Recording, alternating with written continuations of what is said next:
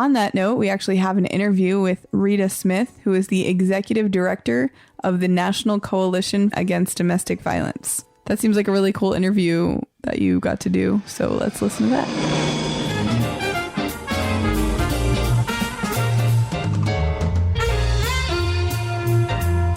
We have a very special guest here on the Quantum Leap podcast, Rita Smith from the National Coalition Against Domestic Violence. She is the executive director, and we're so glad to have you here. Thank you so much for inviting me.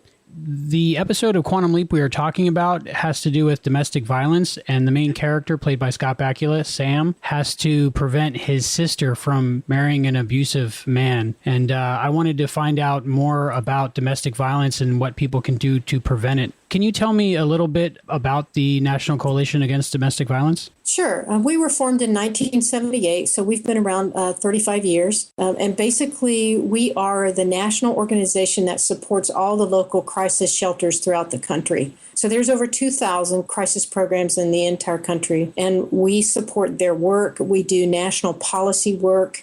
Federal legislation. We support that kind of advocacy. We do technical assistance and training, and we have a website that has a great deal of information on it for victims and friends and family, co-workers, to understand the issue more. What can someone do if they are a victim of domestic violence? Well, I think the biggest thing is to start to gather information about what your options are, to develop a safety plan that can help you get away when it's okay to do that. If you're in immediate danger, certainly calling the National Domestic Violence Hotline and finding a way to get out quickly. That number is 800-799-7233. But if you're not in immediate crisis, I think looking at our website will give you some idea about what to do and resources that are available to you, and a format to develop a safety plan so that as you are ready to leave, you have everything you need to do that safely. What would the safety plan consist of? Well, it's basically going through information about what you might want to take with you, like important papers, insurance forms, birth certificates for your children if you have them, ideas about who you can go to, information, a place for information about where your local resources so you can call if there's a local domestic violence program nearby, so you have someplace safe to go if you don't have friends or family you can stay with. So it's just a whole list of things that people can look at to start to think about what you need to do if you're going to leave. When I talked to my friends and family about this interview that we were going to have, this conversation, one of them asked me to talk about and ask you about, what about people who think they're trapped in an abusive relationship, maybe because they have children with the abuser and, you know, they think that they can't do anything to get out? Well, it makes it more difficult, certainly, if there are children in common with the abuser.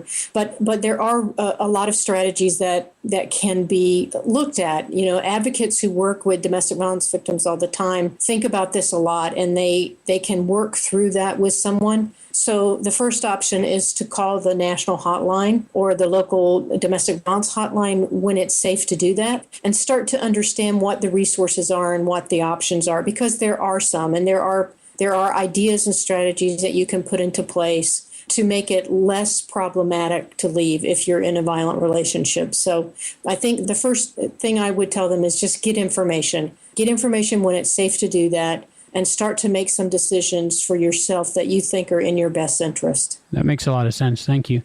Domestic violence as a whole, is the problem getting better or worse, do you think? Well, it's a little bit hard to say. I think it's getting better in some very important ways. We have laws now that we didn't have 35 years ago that actually help us to hold people accountable who use violence against their families. And, you know, the public interest is much better than it used to be. I still think that it's difficult for people to get away, but I also think that there are more resources for them to do that.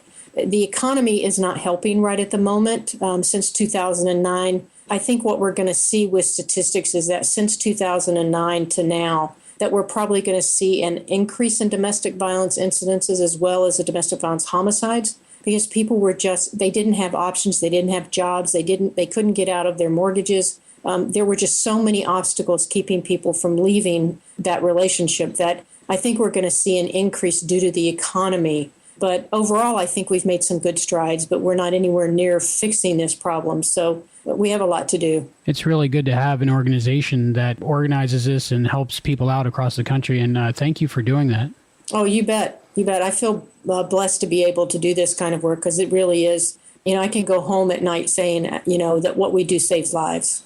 Absolutely, absolutely. On a personal level, I have a wife and child, and I would never dream of bringing harm to them in any way. And what causes people to be abusive? Is there it's a psychological problem, or is there many reasons, or? Well, I think it's a variety of reasons, but I think that some of the most important factors are that a significant number of people who are abusive grew up witnessing violence in their own home. So it was something they learned was acceptable behavior. Not all, but certainly a lot of people grow up seeing that as an option. And then I think that it's just it's really not a psychological problem. It's not something, they're not crazy, they're not mentally unfit. They are people who really want to control their environment, and they want to maintain, everyone's behavior the way they want it to be. And so they use power and control, emotional abuse, verbal abuse. It's not all physical by any means, but threats and coercion to try to keep people in line, so to speak, the way they want them to be. So it's really about power and control, and people who tend to want that in their homes will use whatever means to maintain it. Yeah, very sad. Yeah, that makes sense. I was lucky enough to grow up in a very loving home with great parents, and violence was never even a thought. So that's probably one of the reasons I don't feel like that. Yeah. Even if people aren't in a situation, what can people do to help other people? Well, I think people who might have friends or family they're worried about. There's a lot of information up on our website about ways that you can start to recognize those signs, and then get information about where the resources are in your area, and when it's safe to give that information to the person that you're concerned about. To do that, just having a conversation with them and saying, I'm worried about you. I'm not sure you're okay. You deserve to be treated well. Giving those kinds of affirmative responses to them and letting them know you care about them and that they don't deserve to be treated the way they're being treated. The best thing is not to try to pile on to the abuser, because it tends to put her in an awkward position, but just to keep reaffirming for her or him, if it's someone that's male that's being abused, to really just keep saying you deserve to be treated better. There are resources for you. You can find a new option. You can find a new way. You don't have to live like this. Just saying those kinds of things that will help them. At one point, maybe take the stand and walk away. Is there any place someone can donate to your organization, or any way they can help out? I know I heard about a cell phone program that you guys have. Yeah, we have an e-waste program. We work with a partner who recycles electronic waste. Some of the phones can be used for emergency use for victims, but we get a lot of donations now. So not all of them are used in that fashion. The ones that don't get used for emergency purposes can be recycled or resold and raise money for us. So any kind of small electronic, cell phone, iPad, MP3, laptop, small electronics can be sent to our partner. And we have on our website both a donate button to give cash and also a way to donate your e-waste. That doesn't cost anything for you. You can download a printed shipping label at no cost to you. You can send them into our partner, and that can help raise money for us. So either way is a great option. And that's totally tax deductible, right? Yes.